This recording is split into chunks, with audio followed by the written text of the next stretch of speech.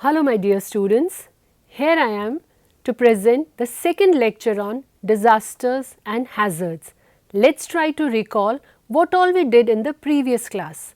We discussed about the changes that take place around our environment. We found the difference between hazards and disasters, that the human beings can prevent hazards to change into disasters, and we studied various aspects of earthquake. Now we will move on to the next disasters. See, tsunami and earthquake, they are interrelated. Have you heard of the tsunami that took place in our country in 2005? Yes, you have, which led to the loss of 3 lakh people. What is tsunami? Tsunami, the other name is seismic sea wave. Earthquakes and volcanic eruptions that cause the sea floor to move abruptly. They result in sudden displacement of ocean water in the form of high vertical waves. These high vertical waves are known as tsunamis, harbor waves or seismic sea waves. These seismic sea waves cause only one instant vertical wave, but after the initial disturbance, a series of after waves are created in the water that oscillate between high crest and low trough in order to restore the water level. In book number 1, Fundamentals of Geography, we have studied about the various features of ocean like continental shelf. So now, when a tsunami wave enters the shallow water, the wavelength gets reduced and the period remains unchanged, which increases the wavelength, whereas the same tsunami wave where we have deep water does not gain height. Certain times near the coastal areas, the height can be up to 15 meters or more, which causes large scale destruction along the seashore. These are also called shallow water waves. Tsunamis, they are frequently observed along the Pacific Ring of Fire, particularly along the coast of Alaska, Japan, Philippines and other islands of Southeast Asia, Indonesia, Malaysia, Myanmar, Sri Lanka and of course India. After reaching the coast, because the depth of the water decreases, the tsunami waves release enormous energy stored in them and the water flows turbulently onto the land, destroying port cities, towns, structures, buildings and other settlements. Now, we know the coastal areas are densely populated all over the world. These are also the centers of intense human activity. Therefore, the loss of life, property is likely to be much higher as compared to other natural disaster, any other natural hazard in the coastal areas. Unlike other natural hazards or disasters, the mitigation created by tsunami is very difficult, mainly because of the fact that the losses are on much larger scale. It is beyond the capacity of individual state or government to mitigate this damage. So, the combined efforts at the international levels are possible ways of dealing with these disasters. Even India has volunteered to join the International Tsunami Warning System after the December 2004 tsunami disaster. You remember, in 2004, 26 December, where more than 3 lakh people lost their lives just because of the tsunami disaster. Now, let us study about tropical cyclones. India has a huge coastline. India has a vast coastline and these cyclones are very much dominant in those areas. Tropical cyclones are intense low pressure areas confined to the areas lying between 30 degrees north and 30 degrees south latitudes, and horizontally it extends up to 500 to 1000 kilometers and vertically from surface to 12 to 14 kilometers. Tropical cyclone? What is a tropical cyclone? Hurricane, tornadoes, they are like a heat engine that is energized by the release of latent heat on account of condensation of moisture that the wind gathers after moving over the oceans and the seas. Try to see this map. These are the areas which are vulnerable to cyclones. You know children, the Coriolis force we did in first book, this Coriolis force is absent near the equator. So, it prohibits the formation of tropical cyclones between 0 degrees to 5 degrees latitudes. Large and continuous supply of warm and moist air which can release enormous latent heat, and along with strong Coriolis force that can prevent filling of low pressure at the center. These unstable condition through which the troposphere that creates local disturbances around which a cyclone develops. Children, you know most of the weather activities, weather phenomena, they take place in the nearest layer of the air, that is troposphere. Absence of strong vertical wind wedge which disturbs the vertical transport of latent heat. So, these are the causes of tropical cyclones. Now, what is the structure of tropical cyclone? They are characterized by large pressure gradients, cloudless core, that is the center, which is known as the eye of the storm. Generally, the isobars are closely placed with each other, showing high pressure. What are isobars? They are the imaginary lines drawn on the map which join the places having same pressure, equal pressure. The center of the cyclone is mostly a warm and low pressure gradient. Normally, it varies between 14 to 17 millibars per 100 kilometers. But in certain cases, it can be very high as 60 millibars per 100 kilometers. Expansion of the wind belt is about 10 to 150 kilometers from the center. What are the spatio-temporal distribution in India? See, owing to the peninsular shape surrounded by Bay of Bengal, Arabian Sea, these are the two major zones where the tropical cyclones originate. These are the major two locations, namely Arabian Sea and Bay of Bengal. The distribution in India, if we talk about cyclones, they originate between 10 degrees to 15 degrees north latitudes during monsoon season. In case of Bay of Bengal, the cyclones, they mostly develop during the months of October and November. They originate between 16 degrees to 20 degrees north latitudes and in the west of 92 degrees east. By July, the place of origin of these storms, it shifts around 18 degrees north latitude and west of 90 degrees east near the Sundarbans delta. Now, these tropical cyclones are also bringing a lot of storm surge. If you see these images, they are very fast blowing winds. With the increase in distance from the sea, the force of the cyclone decreases. In India, the force of the cyclone decreases with increase in distance from Bay of Bengal and Arabian Sea. So, most of the areas which are the coastal areas, they are often struck by severe cyclonic storms with an average velocity of 180 kilometers per hour. Can you think of such fast blowing winds? What will be the impact on the coastal areas? They will definitely bring a lot of loss to the property, to the structure, to the areas. Often this results in abnormal rise in the sea level also, and this abnormal rise in the sea level is known as storm surge.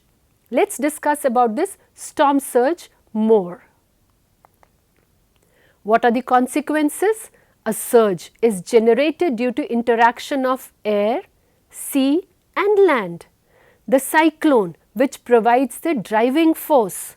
So, the form of very high horizontal pressure gradient and very high fast blowing strong surface winds. The sea water flows across the coast along with the strong winds and heavy downpour, very heavy rainfall. This results in inundation of human settlements, agricultural fields, damaging the crops, destroying all the destruction of the structures created by the human beings. Now, let's talk about floods. Flood can be predicted. The area which are more vulnerable to floods are predicted. Inundation of land and human settlements by the rise of water in the river, streams, channels and its overflow presents the condition of flooding. Like any other natural disaster which cannot be predicted, the causes of floods are well established.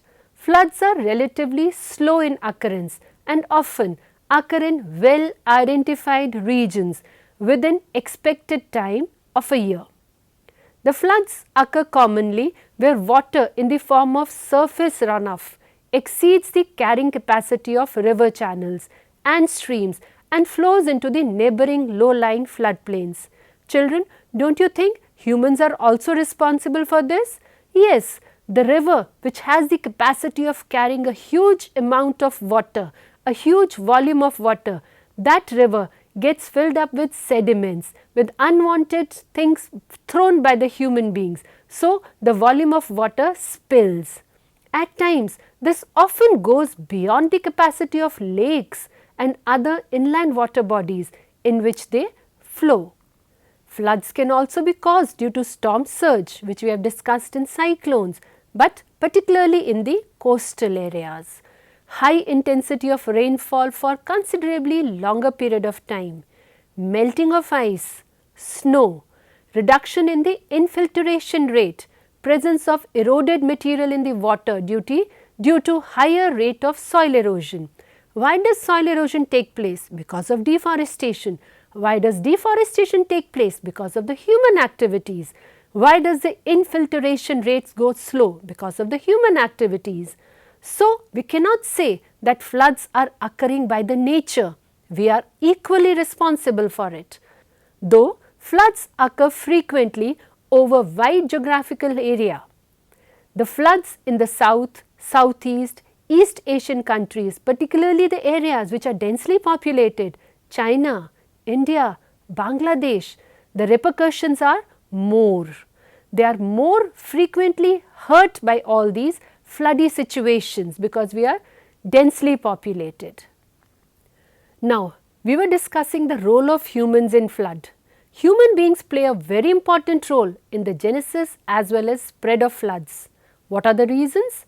Indiscriminate deforestation, unscientific agricultural practices, disturbance along the natural drainage channels, colonization of floodplains. Children, what happens if the river is not wide enough? In the floodplains, people start living there, making houses, making tourist resorts. So, when the river flows in its actual speed, that area gets flooded. So, human activities also play a very important role in increasing the intensity, magnitude and gravity of floods. These are the flood zones of India. Can you see, children? Wherever we have perennial rivers which flow throughout the year, these regions are prone to floods. Even the deltas found on the eastern coast. Various states of India face heavy loss of lives and property due to recurrent floods. Rashtriya Baad Ayog, National Flood Commission, identified 40 million hectares of land as flood prone in India. Think, children, 40 million hectares.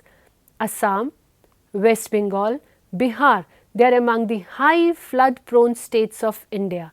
Apart from these states, most of the rivers in the northern states like Punjab and Uttar Pradesh, they are also vulnerable to occasional floods. It has been noticed that states like Rajasthan, Gujarat, Haryana and Punjab are also getting inundated in recent decades due to flash floods. What can be the reason? Because of the pattern of the monsoon or partly because of the blocking of most of the streams and river channels by human activities. Why do we block the streams and rivers? to make dams, embankments, multi-purpose projects. Certain times, Tamil Nadu also experiences flooding during November, January due to the retreating monsoon season, because it becomes a rain shadow area during onset of monsoons. Now, floods do not only destroy valuable crops every year, but also damage physical infrastructure such as roads, railway lines, bridges, human settlements.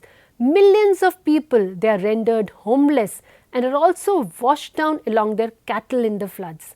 Spreading of diseases like cholera, gastritis, hepatitis and other waterborne diseases which spreads in the flood affected areas. These are all the consequences of floods. Let's think about one positive contribution of floods. Every year, floods deposit fertile silt over the agricultural fields, which is good for the crops. Majuli, you remember, which is the largest riverine island in the world, is the best example of good rice crops, paddy crops, after the annual floods in Brahmaputra. But children, if we think about the consequences, this one positive contribution is very less in comparison to the grave losses. Flood mitigation is of course done. Construction of flood protection embankments in the flood prone areas, construction of dams, afforestation, discouraging major construction activities in the flood plains. These are the steps which are to be taken to prevent loss of life and property. Removing the human encroachment from the river channels and depopulating in the floodplains can be a very important step. This is particularly true in western and northern parts of the country which experience flash flood. Cyclone centers, they also provide relief in the coastal areas which are hit by the storm surge.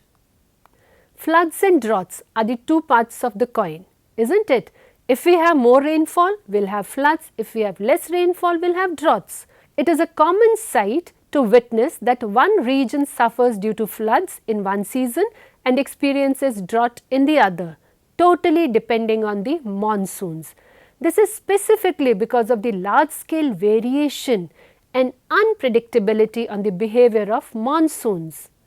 The droughts are widespread and common phenomena in most part of the country. They are very much recurrent and severe in some areas of India. What is drought? Drought name or the term is applied to an extended period when there is a shortage of water availability due to inadequate precipitation, excessive rate of evaporation and overutilization of water from the reservoirs and other storage structures. It is a complex phenomena because it involves elements of meteorology like precipitation, evaporation, evapotranspiration, groundwater, soil moisture, storage, etc. So, it also affects the socio-economic life and ecological conditions. There are various types of droughts. Let's discuss them one by one. The first type is meteorological drought. It is a situation when there is a prolonged period of inadequate rainfall, marked with maldistribution of same over time and space. So, a vast area which does not get rainfall. Agricultural drought, it is known as soil moisture drought, characterized by low soil moisture that is necessary to support the crops. So, the result is failure of the crops. This area has more than 30% of its gross cropped area under irrigation, and such area is excluded from the drought prone category. So, agricultural drought is specially related to the soil moisture which leads to the production of crops. Hydrological drought. Hydroliths related to water. Hydro means water. It results when the availability of water in different storage, reservoirs, aquifers, lakes, etc. falls below what is the needed one. So, when the replenishment does not take place due to precipitation decreasing, hydrological drought takes place. Ecological drought. when the productivity of natural ecosystem, because we cannot survive without the ecosystem, it maintains the balance. When the productivity of the natural ecosystem fails due to shortage of water and as a consequence of ecological distress, damages are induced in the ecosystem and there will be nobody to support the humans, flora and fauna. Such type of condition is known as ecological drought. See the map, 19% of the total geographical area of the country, 12% of its total population suffers due to drought every year. About 30% of the country's total area is identified as drought prone, affecting around 50 million people. Isn't it too much? It is a common experience that while some parts of the country reel under floods, there are regions they face severe drought, scarcity of water during the same period. These are the extreme drought affected areas. Most part of Rajasthan, particularly the areas to the west of Aravalli Hills, Marusthal, Kutch region in Gujarat, they fall in the category of extreme drought affected areas.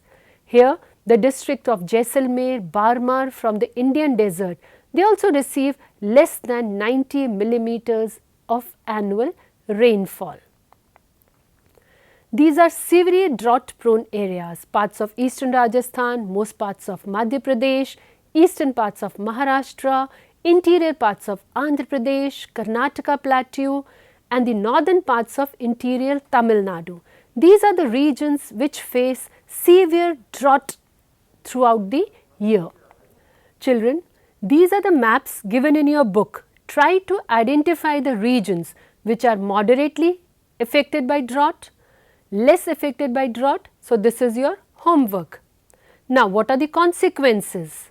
Large scale death of cattle, other animals, migration of human beings, livestock. This is a common visual that is seen during the drought. Scarcity spread of many waterborne diseases and other diseases. Try to find out the consequences of droughts. You also know what happens with the scarcity of water. Try to write down in your copies. These are the consequences of drought. Whatever you visualize, try to write it down along with crop failure, movement of people, all these things. One more work I want to give you. Try to talk to your grandparents. They call it as Trikal. Trikal means Akal, Trinkal, Jalkal. Akal means scarcity of food grains. Trinkal means scarcity of fodder for the animals. Jalkal means scarcity of water. So, all these things are known as Trikal. So, there is a planning done for the drought prone areas also, because droughts have both immediate as well as long term disastrous consequences. Even the social environment is hit because the people are moving from place to place, far off places in search of water. So, what are the strategies for the physical environment? Identification of groundwater potential in the form of aquifers, transfer of river water from the surplus to the deficit areas, planning of interlinking of rivers, remote sensing, satellite imageries, they can be used to identify the possible river basins that can be interlinked. Dissemination of knowledge about drought resistant crops, proper training to practice the same can some be long term measures that will be helpful in drought mitigation. So, children, when we study about tsunami, floods, droughts, we know how to mitigate them. Try to save your life, try to write down the do's and don'ts to save your life, and we will study about landslides and other mitigation methods in the next lecture. Thank you. Take care. Jai Hind.